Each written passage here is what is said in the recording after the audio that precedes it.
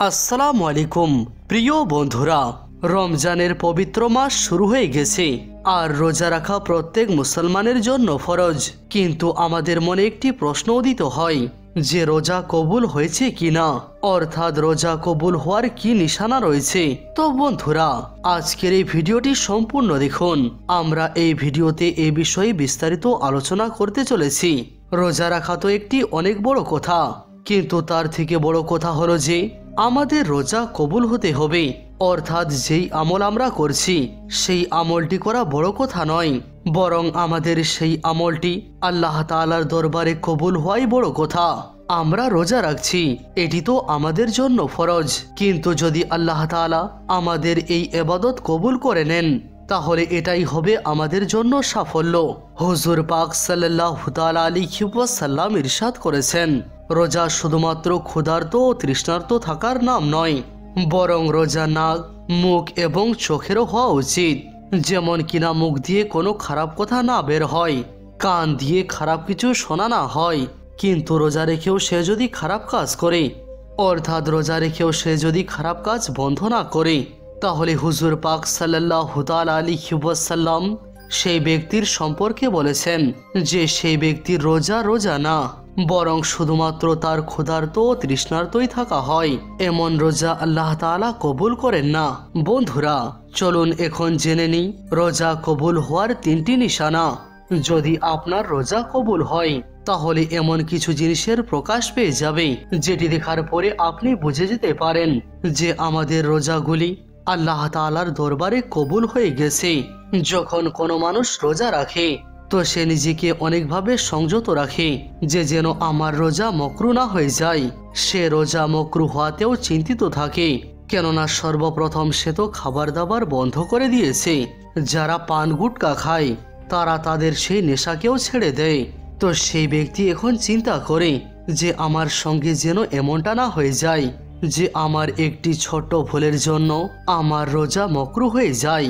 আর এটি নিয়ে চিন্তা করা উচিত, কেননা কিয়ামতের দিনে যখন নিজের আমল নিয়ে আসবে, কেউ নামাজ নিয়ে আসবে, কেউ রোজা নিয়ে আসবে, কেউ আবার যাকাত নিয়ে আসবে, কেউ আবার হজ নিয়ে আসবে, তো সেই সময় আল্লাহ তাআলার যে ফেরেশতাগণ থাকবেন তো তারা তাদের সকলকেই তাদের উপহার দিতে শুরু করবেন। নামাজিরা তাদের পুরস্কার পেয়ে যাবে, সাদকা দানকারী তার পুরস্কার পেয়ে যাবে, হজকারীকে তার প্রতিদান দিয়ে দেওয়া হবে। এরপরে সময় আসবে রোজাদারের, তো সেই সময় ফেরেশতারা বলবেন, আল্লাহ, এরা রোজাদার, এরা আপনার জন্য রোজা রেখেছিল, ক্ষুধার্ত এবং তৃষ্ণার্ত ছিল, তাহলে এদেরকেও কি সেই প্রতিদান দিয়ে দেব? তো সেই সময় আল্লাহ তাআলা বলবেন, এ ফেরেশতারা পিছনে সরে যাও, এদের রোজা শুধু আমার জন্য ছিল আর আমি নিজেই তাদেরকে তাদের রোজার উপহার দান করব। কেননা মানুষ নামাজ পড়ার সময় লোকজনকে দেখাতে পারে, সাদকা দেওয়ার সময়ও সে লোকজনদেরকে দেখাতে পারে, কিন্তু কেউ যদি রোজা রাখে সেটি কেউ দেখতে পায় না। তো আল্লাহ তাআলা কিয়ামতের দিনে নিজেই তাদেরকে প্রতিদান দেবেন।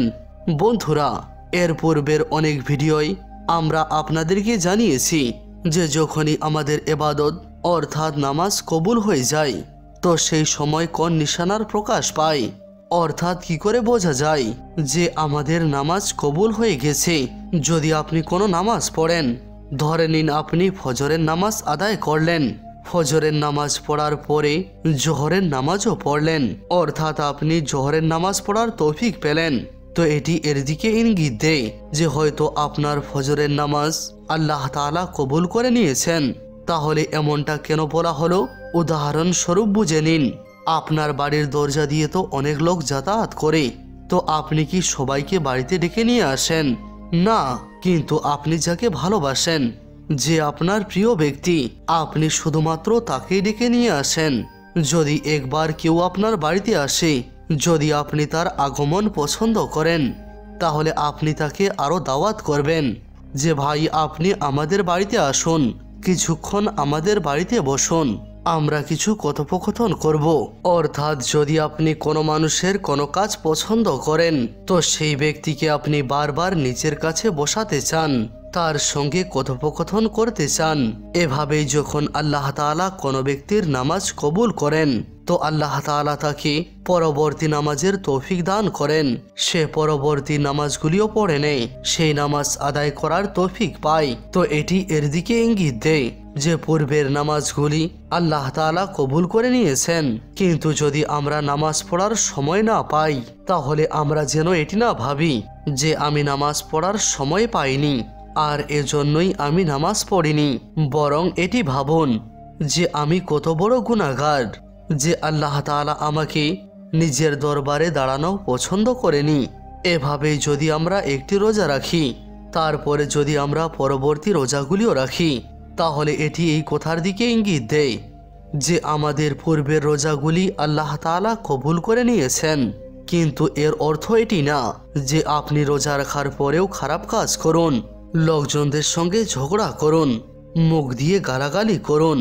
যেটি দেখা উচিত নয় সেটি দেখুন। অর্থাৎ সমস্ত কাজগুলি রোজা রাখার পরেও করছেন, যেগুলি করতে আল্লাহ তাআলা নিষেধ করেছেন। তারপরেও আপনি আবার জোর করে রোজা রাখছেন যে আমি তো রোজা অবশ্যই রাখবো, আমার তো তৃষ্ণা অনুভব হয় না।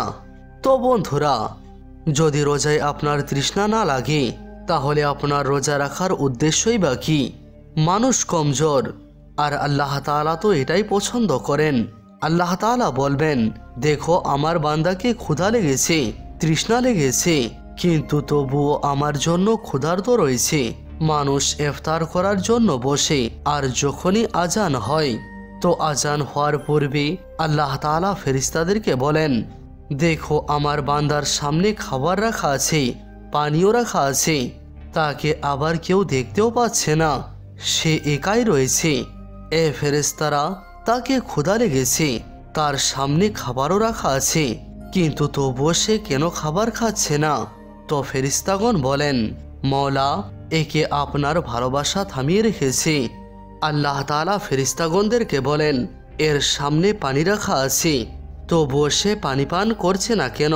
তো ফেরেশতাগণ বলবেন, এ মওলা, তাকে আপনার ভয় থামিয়ে রেখেছে।